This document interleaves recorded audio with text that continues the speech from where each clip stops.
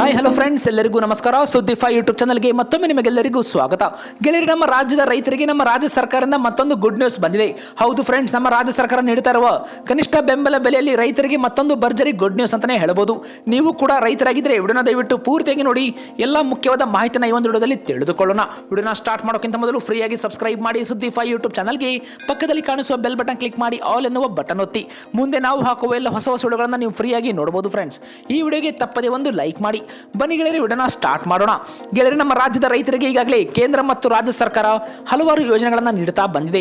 ರೈತರು ಪಡೆದುಕೊಳ್ಳುತ್ತಿರುವ ಹಣವನ್ನು ಕಿಸಾನ್ ಸಮ್ಮಾನ್ ಆಗಿರಬಹುದು, ಬೆಳೆ ವಿಮೆ ಆಗಿರಬಹುದು ಮತ್ತು ರೈತರ ಕನಿಷ್ಠ ಬೆಂಬಲ ಬೆಲೆ ಆಗಿರಬಹುದು, ಹಲವಾರು ಯೋಜನೆಗಳಲ್ಲಿ ರೈತರು ಈಗಾಗಲೇ ಲಾಭವನ್ನು ಕೂಡ ಪಡೆದುಕೊಂಡಿದ್ದಾರೆ. ನೀವು ಕೂಡ ರೈತರಾಗಿದ್ದು ಇಂಥ ಒಂದು ಯೋಜನೆಗಳ ಮೂಲಕ ಹಣವನ್ನು ಪಡೆದುಕೊಳ್ತಾ ಇದ್ದರೆ ವಿಡಿಯೋಗೆ ಒಂದು ಲೈಕ್ ಮಾಡಿ.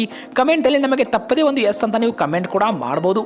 ನಿಮ್ಮ ಕಮೆಂಟ್ಗಳಿಂದ ನಮಗೆ ಉತ್ತಮ ಫೀಡ್ಬ್ಯಾಕ್ ಸಿಗುತ್ತೆ. ಫ್ರೆಂಡ್ಸ್, ಇದೇ ಕುರಿತಂತೆ ನಮ್ಮ ರಾಜ್ಯದ ರೈತರಿಗೆ ಇವಾಗ ಗುಡ್ ನ್ಯೂಸ್ ಅನ್ನ ನೀಡಿದ್ದಾರೆ ರಾಜ್ಯ ಸರ್ಕಾರ. ಹೌದು ಫ್ರೆಂಡ್ಸ್, ಕನಿಷ್ಠ ಬೆಂಬಲ ಬೆಲೆ ಯೋಜನೆಗೆ ಭತ್ತವನ್ನು ಇವಾಗ ಖರೀದಿ ಮಾಡ್ತಾ ಇದ್ದಾರೆ. 2025 ಮತ್ತು 26ನೇ ಸಾಲಿನ ಮುಂಗಾರು ಋತುವಿನಲ್ಲಿ ಕನಿಷ್ಠ ಬೆಂಬಲ ಬೆಲೆ ಯೋಜನೆಯಲ್ಲಿ ಕೇಂದ್ರ ಸರ್ಕಾರ ನಿಗದಿಪಡಿಸಿದ ಬೆಲೆಯಂತೆ ರೈತರಿಂದ ಭತ್ತವನ್ನು ಖರೀದಿಸಲಾಗುವುದು ಎಂದು ಶಿವಮೊಗ್ಗದ ಜಿಲ್ಲಾಧಿಕಾರಿಗಳು ಇವಾಗ ತಿಳಿಸಿದ್ದಾರೆ. ಹೌದು ಫ್ರೆಂಡ್ಸ್, ಕೇಂದ್ರ ಸರ್ಕಾರ ಭತ್ತವನ್ನು ಖರೀದಿಸಲು ಕನಿಷ್ಠ ಬೆಂಬಲ ಬೆಲೆಯನ್ನು ನಿಗದಿಪಡಿಸಿದ್ದು, ಸಾಮಾನ್ಯ ಭತ್ತಕ್ಕೆ ಒಂದು ಕ್ವಿಂಟಲ್ಗೆ 2,369 ರೂಪಾಯಿ ಮತ್ತು ಗ್ರೇಡ್ ಎ ಭತ್ತಕ್ಕೆ ಒಂದು ಕ್ವಿಂಟಲ್ಗೆ 2,389 ರೂಪಾಯಿಯಂತೆ ಖರೀದಿಸಲಾಗುವುದೆಂದು ಕೂಡ ಅವರು ತಿಳಿಸಿದ್ದಾರೆ. ಇದೊಂದು ಶಿವಮೊಗ್ಗ ಜಿಲ್ಲೆಯ ರೈತರಿಗೆ ಭರ್ಜರಿ ಗುಡ್ ನ್ಯೂಸ್ ಅಂತಾನೆ ಹೇಳಬಹುದು. ಫ್ರೆಂಡ್ಸ್, ಈ ಯೋಜನೆಯಲ್ಲಿ ಭತ್ತ ಖರೀದಿಸಲು ಕರ್ನಾಟಕ ಆಹಾರ ಮತ್ತು ನಾಗರಿಕ ಸರಬರಾಜು ನಿಗಮ ಮತ್ತು ನಿಯಮಿತ ವತಿಯಿಂದ ನೇಮಿಸಲಾಗಿರುವ ಉಪ ಏಜೆನ್ಸಿಗಳಾದ PCS ಮತ್ತು FPO ಸೇರಿದಂತೆ ಹಲವಾರು ಒಂದು ಸಂಗ್ರಹಣಾ ಏಜೆನ್ಸಿಗಳನ್ನಾಗಿ ನೇಮಕ ಕೂಡ ಇಲ್ಲಿ ಮಾಡಿದ್ದಾರೆ. ಹೌದು ಫ್ರೆಂಡ್ಸ್, ಇಲ್ಲಿ ಮುಖ್ಯವಾಗಿ ಪ್ರತಿಯೊಬ್ಬ ರೈತರಿಂದ ಪ್ರತಿ ಎಕರೆಗೆ 25 ಕ್ವಿಂಟಲ್ನಂತೆ ಗರಿಷ್ಠ 50 ಕ್ವಿಂಟಲ್ ಭತ್ತವನ್ನ ಖರೀದಿಸಲಾಗುವುದೆಂದು ಕೂಡ ಇಲ್ಲಿ ಭರ್ಜರಿ ಗುಡ್ ನ್ಯೂಸ್ ಅನ್ನ ತಿಳಿಸಿದ್ದಾರೆ. ಹೌದು ಫ್ರೆಂಡ್ಸ್, ಇಲ್ಲಿ ಪ್ರತಿ ರೈತರಿಂದ ಪ್ರತಿಯೊಂದು ಎಕರೆಗೆ 25 ಕ್ವಿಂಟಲ್ನಂತೆ ಗರಿಷ್ಠ 50 ಕ್ವಿಂಟಲ್ ಭತ್ತವನ್ನು ಕೂಡ ಇಲ್ಲಿ ಖರೀದಿಯನ್ನ ಮಾಡಲಾಗುವುದು. ಈ ಒಂದು ಜಿಲ್ಲೆಯ ಎಲ್ಲಾ 7 ತಾಲೂಕುಗಳ APMCಗಳಲ್ಲಿರುವ KFC SC ಒಂದು ಸಗಟು ಮಳೆಗಳಲ್ಲಿ ಭತ್ತ ಖರೀದಿ ಕೇಂದ್ರ ತೆರೆದು ರೈತರಿಂದ ಭತ್ತವನ್ನು ಖರೀದಿಸಲಾಗುವುದೆಂದು ಕೂಡ ತಿಳಿಸಿದ್ದಾರೆ.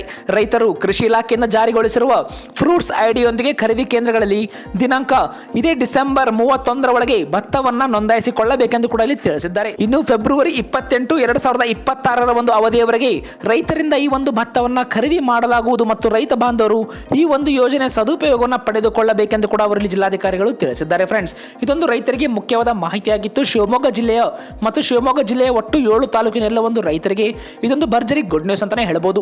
ತುಂಬಾ ಜನ ನಮಗೆ ಶಿವಮೊಗ್ಗ ಜಿಲ್ಲೆಯಿಂದ ಕಮೆಂಟ್ ಕೂಡ ಮಾಡ್ತಾ ಇದ್ರು, ಅಂತವರಿಗೆ ಇದೊಂದು ಭರ್ಜರಿ ಗುಡ್ ನ್ಯೂಸ್ ಅಂತಾನೆ ಹೇಳಬಹುದು. ಫ್ರೆಂಡ್ಸ್, ಈ ಒಂದು ವಿಡಿಯೋಗೆ ಲೈಕ್ ಮಾಡಿ ಮತ್ತು ನಿಮ್ಮ ಶಿವಮೊಗ್ಗ ಜಿಲ್ಲೆಯಲ್ಲಿ ಯಾವುದಾದ್ರೂ ರೈತರಿದ್ರೆ ಅವರಿಗೆ ನೀವು ಮರೆಯದೆ ವಾಟ್ಸ್ಆಪ್ ನ ಮೂಲಕ ಈ ಒಂದು ವಿಡಿಯೋನ ಶೇರ್ ಮಾಡಿ ಮತ್ತು ನಿಮ್ಮ ಒಂದು ಜಿಲ್ಲೆ ಹೆಸರನ್ನು ತಪ್ಪದೆ ನಮಗೆ ಕಮೆಂಟ್ ಮಾಡಿ. ಫ್ರೆಂಡ್ಸ್, ನಿಮ್ಮ ಜಿಲ್ಲೆಯಲ್ಲಿ ರಾಜ್ಯ ಮತ್ತು ಕೇಂದ್ರ ಸರ್ಕಾರದಿಂದ ಬರ್ತಾ ಇರುವ ಎಲ್ಲ ಒಂದು ಯೋಜನೆಗಳನ್ನು ನಮ್ಮ ಚಾನಲ್ನ ಮೂಲಕ ನೀವು ಫ್ರೀಯಾಗಿ ಮೊದಲು ನೋಡಬಹುದು.